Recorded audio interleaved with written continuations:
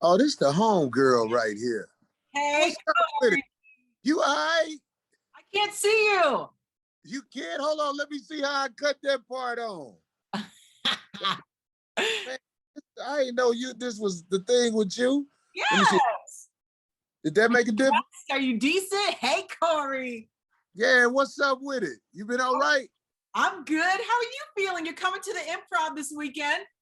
I'm finna tear it up. Look, you've been to my shows before, right? Was it funny? Many times. Hilarious. I got something different. I got something different that's gonna shut it down. Trust me. Okay. Last time we spoke, it was during the pandemic, kind of coming out of the pandemic. I think you told me, were you singing? My bad. Go ahead. Were you singing? Yeah. It's bananas. I got some crazy songs I be singing, and they be hitting. Okay, Corey, can you bless me with some vocals right now? I want to taste. I want like a little appetizer. Happy birthday to you. Corey, come on, don't hold out on me. Look, I almost blew this Zoom interview anyway. You see, I ain't even dressed in anything. I was like, I ain't gonna sing on the video because I like to catch people off guard. Cause like it's actually a rush for me when I pull these songs off because I can tell people like it. But at the same time, I've never been a singer. You know, I've been doing stand-up comedy. So it's like, this is new to me. It's like I'm just breaking into this game. But I feel good about what I'm doing because of the reaction of the audience. If I felt like it wasn't good, I wouldn't do it. Okay, so are you like serenading us with like a sequin jacket, like Temptations like what's the vibe? Look, I will wear something like that. You know what I'm saying? Are you showing the chest hairs? Oh, I might put some fake chest hairs on or something. Yes, can you please do that? Kansas City needs that. Oh yeah, I'm down. I'm down. I'm willing to do things to make it look like I'm an old R&B singer. Because that's what it is. I've turned my jokes into R&B jingles, but it's good. And I wouldn't say it's good if it wasn't good. So I look forward to the Kansas City audience watching it anyway, because Kansas City always has some good crowds. Okay, so let's get down to business. You're gonna be here Friday. You have two shows, 7 to 9, Saturday, 7 to 9, and also Sunday, 7 o'clock. So you said you got music for us. So do you have music? I know you talk about the side chicks a lot. Is there music for the side chicks, the couples that are about to break up? Everything you've seen me do on stage, I found a way to make songs about it. It's my comedy, R&B version of my comedy. Okay. So I'm saying, like, it's like, well, I was in Dallas not too long ago, and I did this one song. No, I'm sorry, it was Houston where I did this song, and I was nervous because it was my first time doing the song. Yeah. But it hit just as hard as I thought it would hit. You know what I'm saying? I was like, oh, this is working. I can't wait, Corey. I'm coming through. I have to see this with my own eyes. You already know. Look, I said the last time I wasn't coming because of the pandemic. I was paranoid about getting out. Now I'm easing back into things. Although, did you know that Missouri is like one of the #1 hot spots for COVID right now? Oh, I ain't scared of COVID. Bring it on. COVID don't bother me. I had it already last October. I didn't know that. Well, I guess I spoke to you, I think, in the summertime. So you got COVID. Oh, yeah. I don't think anybody's going to be able to duck it. Eventually, it's going to hit you because it's airborne. I'm ducking and diving. Huh? I'm ducking and diving. I'm trying not to get that. I did get vaccinated. I don't know how you feel about the vaccination. Wait, you haven't had COVID yet? No, thank God. Oh, you've been ducking it. Yes. You good. Look, I'm a germaphobe too, Corey. So for me to have to wear masks and gloves and sanitizing, that's like a dream for me. So I'm praying. I can't. Well, I hope you never get it, but it's out there. Just trust me. I know. I don't know what the government has put out here, but it's something out there that somebody like you, your immune system, you just gonna eat it up. When I got it, I knew I wasn't finna die, but it's a couple of days you be like, oh, I see why them old folks don't make it through. Okay, so were you one of It's no joke. Were you kind of skeptical about it until it got you, or were you always like, okay? I finally had it so I can get it over with. So I'm just saying. you like out at bars making out with random women to try and get this COVID? Is that like how you were? No, but once I got it, I wanted other people to have it. I didn't want to be out there alone with it. Corey, of course you would say something like that. It was this girl, she kept trying to come visit me, and I told her I was sick, and she was like, I don't care, I want to go through it with you. I said, well, come on. So then when she had it, she was mad because I wouldn't see her once I got better, and she still had it. You were supposed to take care of her, bring her chicken noodle soup. Well, she wasn't financially stable, so I feel like she was one I could sacrifice. Corey, okay. You always give me relationship advice every time that we speak. And so today on Instagram, I saw somebody and they said that women should date in their own tax bracket, or I guess financial status. Do you believe that? Well, I think women and men who date people in poverty are setting themselves up to be paying tabs that will last beyond the relationship. Whereas if you got somebody who's financially stable, you know what I'm saying? It might not be the same thing. But I really think it's the opposite of what you said. Okay. Because it is my opinion that a lot of women are mad when the man leaves, so they want to take his money. That's my opinion. Like they don't want him to just go. They want to ruin him. That's just my opinion. But I feel like the men are feeling so much that we have to get back at you some way. And a lot of times men, they like to come, they have this to offer, you know, the provider of the home, and the money is the way that I guess they can floss. A lot of men who didn't get girls in the past and they get some money, that's their come up. So I can kind of see that. Well, I think that women who have that type of philosophy definitely need to start dating guys who match them look-wise. Like, there's just a lot of women who overachieve because they believe that look they put on Facebook and Instagram, they believe they really look like that. No, when you wash your face and go to sleep, you look like the homie. And a lot of women just won't face that. Listen, you're a beautiful girl, but you look like you look. You look like you should be with a strong brother. You know what I'm saying? But some of the girls, they actually get their face made up. They do things to enhance their body, and they really start to believe they a bad chick. No, you're not a bad chick. You just got on stuff to hide who you really are. And real men like me, I like to see girls in the light of who they really are, because I can see you anyway.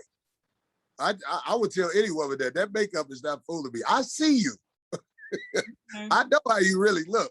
It's just you don't allow me to see it and get used to it. But I like the girls who just show up, for the most part, as they are. Okay. There's women around, they don't even walk around the house without makeup. That's very true. I see girls with makeup. That's what I was gonna say. I have a friend and I was working out next to her on the bike and she goes, "You're sweating." And I said, "I'm at the gym." She had a face full of makeup. I'm like, "What did we do? Come to take selfies?" I'm here to get it right and get it tight. I don't know what you're doing. Well, I put it like this, and the reason women do that because there are guys who approve of that, and it doesn't stop nothing they're doing. So that's why those girls do that. But when you're in the presence, in my opinion, of a real man, he's going to want to see how you really look. Okay. He's going to want to see how you really look. Like, all aside, I think you're a beautiful woman, and you don't wear a lot of makeup. I have no makeup on, Corey. That's dope. To me, that's dope. I love it. Do you know how many girls you know will be on Zoom without makeup? None. I don't know any.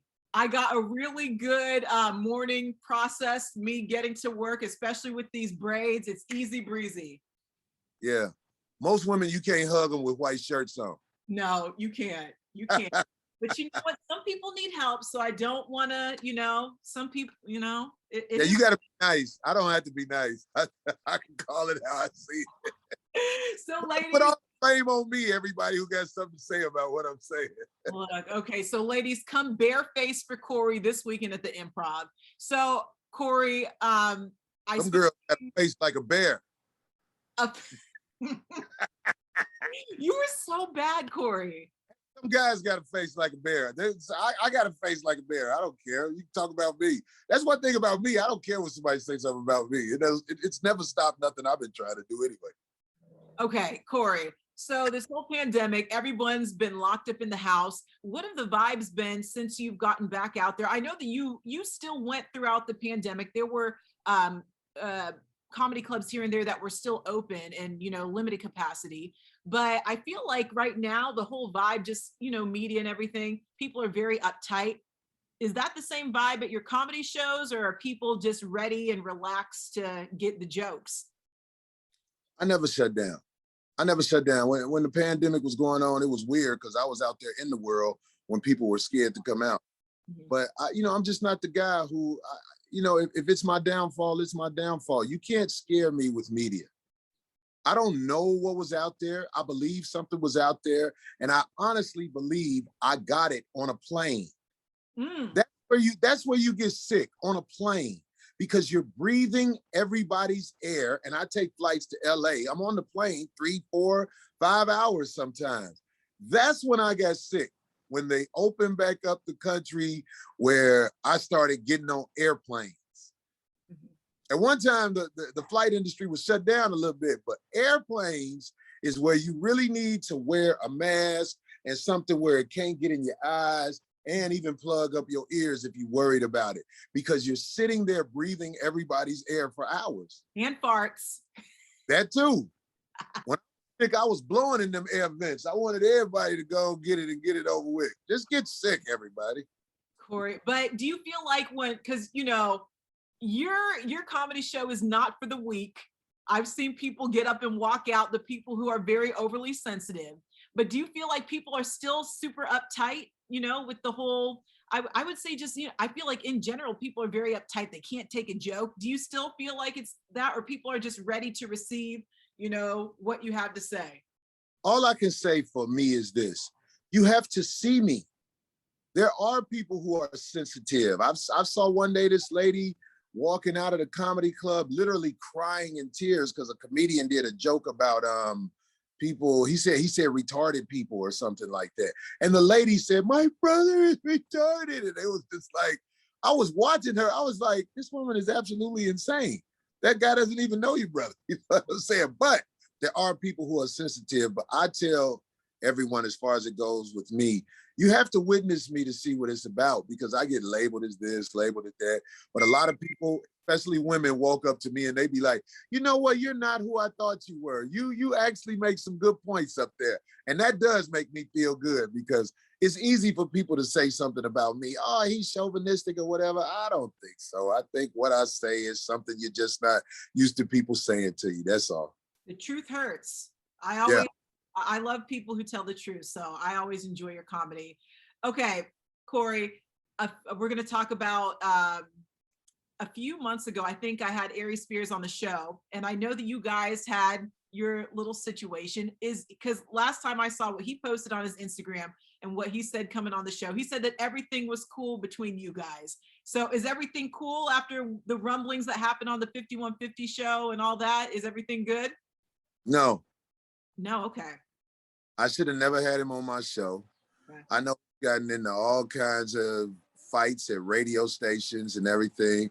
I took a chance, had him on my show, because I felt like, hey, what is he gonna do with me? He can't beat my ass. You know what I mean? I'm like, I'll bring him on the show, and he act a fool. He came in there drunk, and then he played victim after he got beat up for touching this guy too much and getting all in his face. And I just feel like that's a microcosm of who Aries is.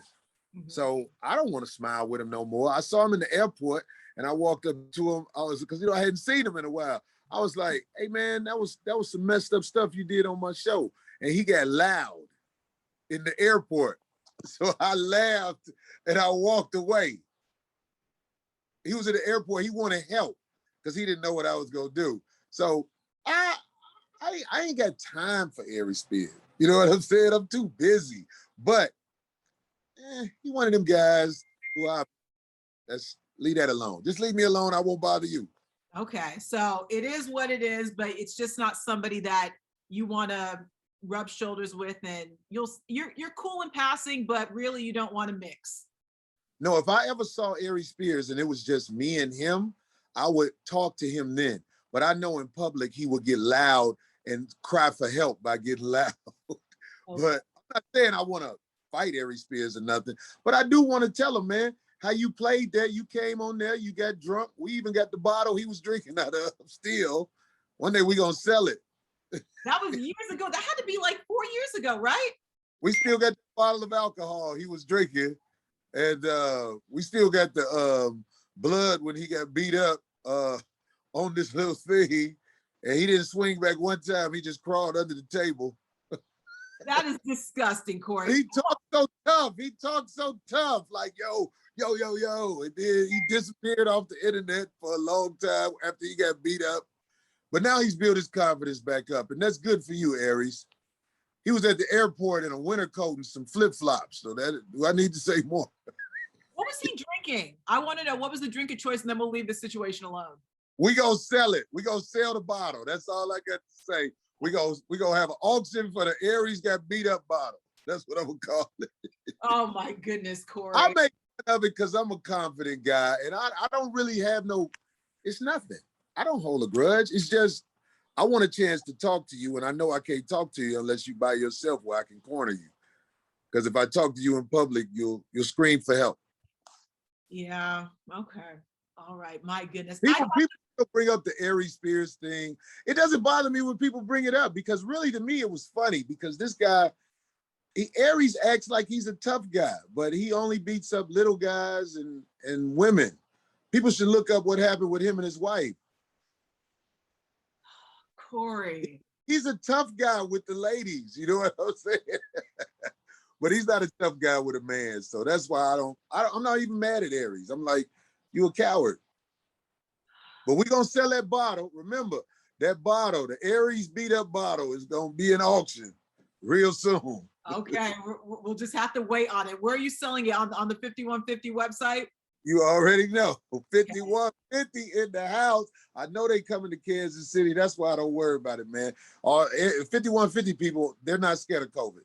They're not scared of COVID. They're not scared of nothing. And they always come for me every interview that I do with you. Last time they were good because you told them to leave me alone. So maybe you need to tell them, leave me alone, please. No, they gonna come at you. Let me tell you why they gonna come at you. They gonna be like, why you bring up Aries? They probably will. They're like, They ooh, like, why's her hair look like that? Like Beyonce Bey Hive, protect her. Like I found out today, Beyonce used to have real little teeth. And I never noticed it, but I call them brownie teeth because those are the people that when, I don't want the beehive to come after me. You almost got it. I almost got you in trouble.